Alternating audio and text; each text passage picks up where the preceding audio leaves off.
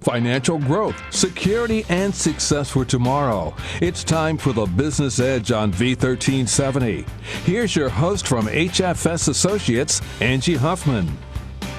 Good morning. Welcome, everyone, to the Business Edge. I'm your host, Angie Huffman of HFS Associates, and today we are going to be talking about the tyranny of the urgent.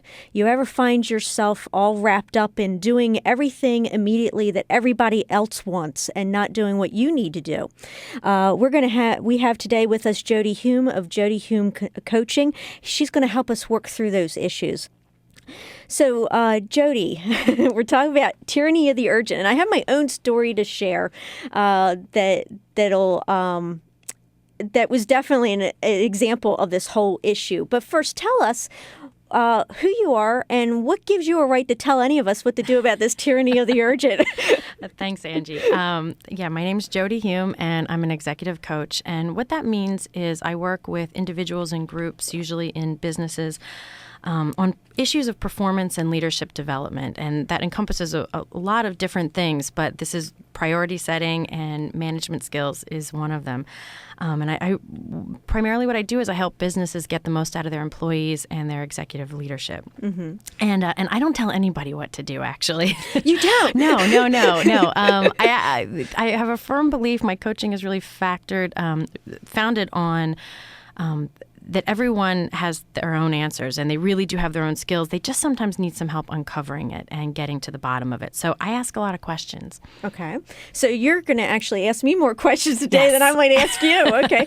Well, that's good. That's good. Okay. And how can people reach you? How can they find you? They can find me at my website, which is jodyhume.com, Jody with an I, Hume. And they can also call me at 410-444-1660. Okay, great.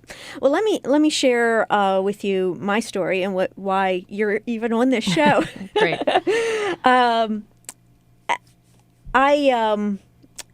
I'm not sure whether, if you're just joining us today, you may not know, listeners, that I am a CPA, an accountant. And so, of course, as a sole practitioner, it is a necessary evil that we prepare tax returns. We probably would not have much of a business if we didn't do people's tax returns. And October 15th was the final deadline for filing your 2006 tax returns. I also, just during the summer, purchased another practice that I merged into my practice. So all of my clients were finished. All the ones that I had, their tax returns were done, except for the maybe one or two exceptions. But then all of a sudden I buy this other practice, and after contacting people, I was told that their tax returns were late. They hadn't filed them yet.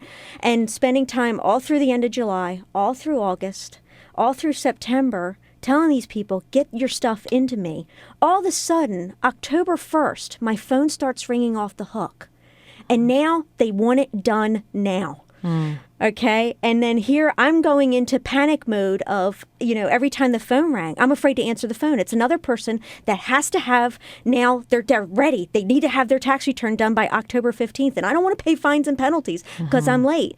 And there's just, even if I had worked 24/7 between the time they called me until October 15th, there was no way I was going to get everybody finished. Just no way. And I'm in total panic mode. Yeah.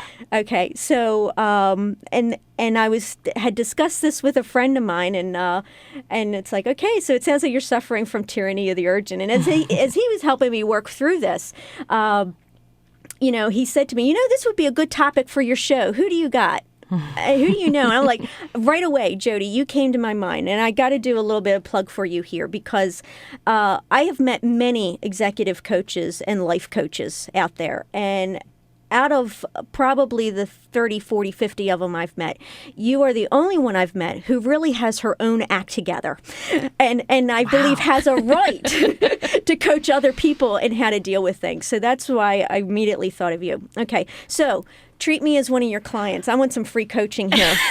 Now I see why you brought me on the show. Right, exactly. So tell me, how would you counsel me in an issue like that? So what I hear is that there was a huge part of you who just wanted to say, no, I can't do this. Mm-hmm. So what got in your way of doing that? What got in my way of doing that? One is that anytime anybody asks me to do anything, I feel like I have to rise to the occasion. You know, this is my job. This is what I do for people, and I have to make sure it gets done. And what's the label of that? Like, I want to be... Well, you know, if I have to be honest about it, I want to be the hero. Yeah.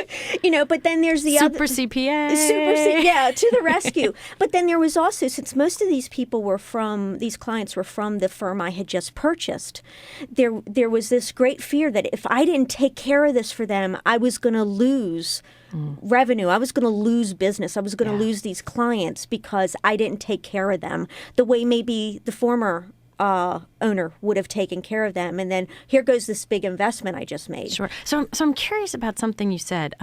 You said your clients from your current practice were all taken care of. Yes. Why was that? What do you think contributed to that? You know, that's a good question. What contributed to that? One, you know, admittedly, my workload was lower. But again, this was from the client's perspective that I just kept in touch with my clients from the beginning of, you know, okay, this is when the deadline is and this is what we need to do. And with most of them, except for two, we were able to get everything taken care of. But it was cause of constant taking care of them from me, you know, keep in touch with them, letting them know what kind of time frames I needed in order to get them done on time. Also, I had the control over doing, for most of them, I also took care of their record keeping, or I worked closely with their bookkeeper. Sure. So I had control over their financial information anyway. Yeah, and I hear another piece in there, which I see this a lot with my clients. We train the people around us how to react to us. It sounds to me like your clients were well trained to get their information to you, and you stepped into a pool of people who maybe weren't, who were used to bouncing off of someone who didn't expect that of them. So they kind of didn't hear it to the last minute. Oh, now I got to do it. Right.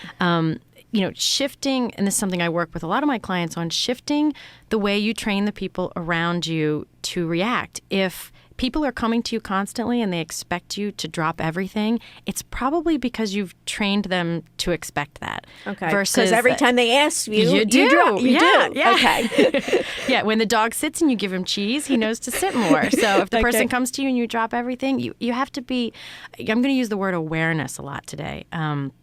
You have to be aware of what you're modeling. If you're modeling for people that it's okay to expect that to you and that they'll get what they need even if they come to you last minute, that's what they're going to do.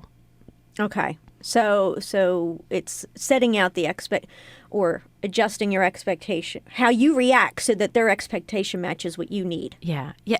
And so moving on to this new pool of clients, like what kind of clients do you want? What kind of clients do I want? I want clients who, well, my clients primarily, my target market is a small business owner, okay? But I want small business owners who are serious about their businesses, you know, and not that they need to be financial experts, because that's what I am there for, but that they recognize keeping their financial records in order, having them up to date is important, and they're willing to invest the money to make sure that that happens so that you don't end up in these crunch times. And so I want to take you back to... you said your fear was that you would lose some clients. Yes. And so I want you to kind of weigh that with lose some clients and what kind of clients you really want. Well, and it's funny you bring that up because a friend of mine that I was talking about with this, this person had said to me, okay, are these really the people you want in your business anyway? Yeah. You know, he was having me go through the list of, you know, what are these clients that you would even want? And you know, in case any of them were listening, I want all my clients. I really do. But, you know, to expect me on October 5th and then even on October 10th to be able to drop off your last piece of information and have your tax return still done on time, you know, with only 5 days when you're not the only client I have. I was feeling very put upon. You know, very, you know, there was this part of me that was like, how dare you even expect this? Don't you understand you're not the only person in the world? So, but of course, because of my strong customer service background, I don't say that. And you wouldn't want to say that to a client. But and here's where I find a huge trap for people is that fear of saying no, because you make up this entire movie of what will happen if you say no. And sometimes it's not even about following it far enough out. Oh my God, I might lose some clients, which is very scary, without kind of taking maybe that's a good thing, maybe not, but thinking it through, that awareness of what really will be the impact of me saying no.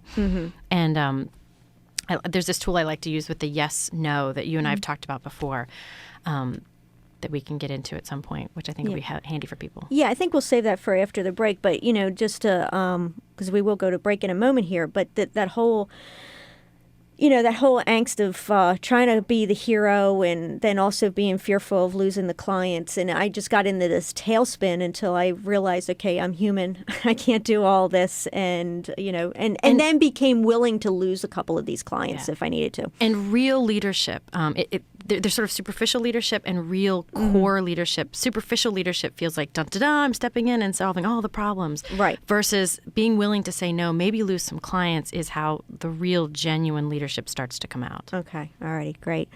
This is The Business Edge. I'm your host, Angie Huffman, with HFS Associates. We're going to go to break here, but please come back and join us.